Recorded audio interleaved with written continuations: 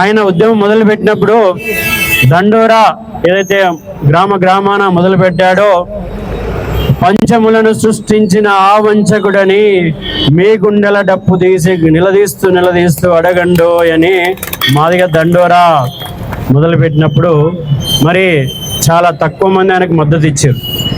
ఎందుకంటే మరి మనం మాదిగల్ని ఎలా చేసామంటే సమాజంలో వాళ్ళని మాట్లాడనీయలేదు, వాళ్ళని మన ముందు నిలబడనీయలేదు, వాళ్ళని మన ముందు చెప్పులు వేసుకోవడానికి కూడా మనము వాళ్ళని మరి అవకాశం లేదు.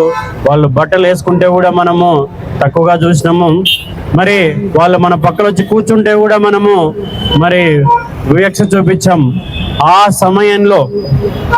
సమయంలో మరి వాళ్ళ గుండెను తట్టి మరి వాళ్ళకు వాళ్ళు మరి ఎన్నో తరాల నుంచి మేము తక్కువ అని చెప్పేసి మరి ఒక అంధకారంలో మగ్గిన మాదిగ జాతిని చైతన్యం చేయడం అంటే అంత సులభం కాదు. ఒక్కసారి మీరు ఆలోచించండి. మన ఇంట్లో ఉండే ఒక వ్యక్తికి ఏదైనా మానసికంగా చైతన్యం చేయడం అంటే ఏదైనా ఒక విషయం పట్ల ఎంత కష్టమో, మరి లక్షలాది మంది మాదిగల్ని ఈరోజు చైతన్యం చేశాడంటే మరి అది చిన్న విషయం కాదు. ఒక రకంగా చెప్పాలంటే ఈ పోరాటం కేవలము రిజర్వేషన్ల కోసం, రాజ్యాధికారం కోసం కనపడుతున్నా కానీ అది కాదు. అది సమానత్వం కోసము మరి ఏదైతే కోరుకుంటుందో ఆ గుండె చప్పుడు. అది సమాజంలోని ప్రజలందరూ ఎవరైతే మాదిగలు ఉన్నారో, మరి బలహీన వర్గాలు ఉన్నారో, మరి వాళ్లకు సమాజంలో హోదా దక్కాలి, గౌరవం దక్కాలి మరి అని చేసిన పోరాటం అది. మనం ఒక్కసారి చరిత్రలోకి చూస్తే మరి మందకృష్ణ మాదిగ గారి ఉద్యమం కంటే అంతకంటే ముందు అంబేద్కర్ గారు చేశారు ఈ ఉద్యమాన్ని. మాదిగలు కావచ్చు, ఇంకా ఏరే వర్గాలు కావచ్చు, సమాజంలో అందరూ సమానం. మనము సమాజాన్ని ముందుకు నడిపేయాలి, సమాజం సుఖంగా ఉండాలి. కాబట్టి ఒక్కొక్కరం ఒక వృత్తి తీసుకొని పనిచేస్తున్నాం. కానీ ఎక్కడ కూడా ఒకరు తక్కువ కానీ ఒకరు ఎక్కువ కాదని చెప్పేసి మరి ఫస్ట్ అంబేద్కర్ గారు నినదించారు.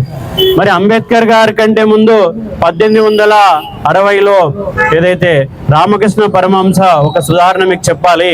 ఈ దేశంలో బుద్ధుడి నుంచి ఎంతో మంది మహాత్ములు వచ్చారు. ఈ వివక్షని తుడిచిపెట్టాలి, మన మనసులో ఏదైతే ఉందో ఇది బలంగా నేను గొప్ప నువ్వు తక్కువ అనేది దీన్ని పక్కకు పెట్టాలని చెప్పేసి ఎంతో మంది మహనీయులు చేశారు. మరి రామకృష్ణ పరమహంస జీవితంలో ఒక సంఘటన జరిగింది. ఆయన కాళికాదేవి దగ్గరికి పోయి, అమ్మా నేను గొప్పని కాదు, నేను అందరికంటే ఎక్కువ కాదు, నేను అందరితో సమానము, అమ్మ నేను మగవాణ్ణి కాదు స్త్రీని కాదని చెప్పేసి ఆయన జన్యం తీసేసి అర్ధరాత్రి పూట మరి ఒక అడవిలోకి పోయి ఆయన మొలతాడుని తీసేసి ఆ సమానత్వం కోసం అర్జించాడు. అయితే ఆయన ప్రశ్నించుకున్నాడు, నిజంగా నేను సమానత్వం ఫీల్ అవుతున్నానా?